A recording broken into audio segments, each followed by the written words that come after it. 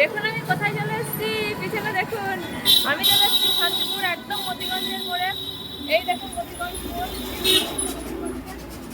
এটাই হচ্ছে শান্তিপুর মতিগঞ্জ মোড়। আর এই যে সোজা রাস্তাটা এবার আমি ঘুরে দেখাচ্ছি আপনাদেরকে, এটা চলে গেল কালনাঘাট।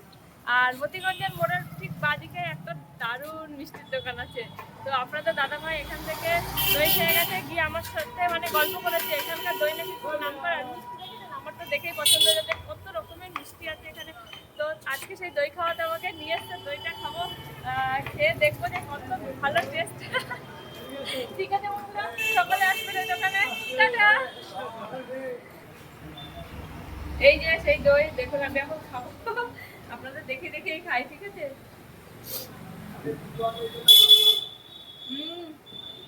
সত্যি অসাধারণ।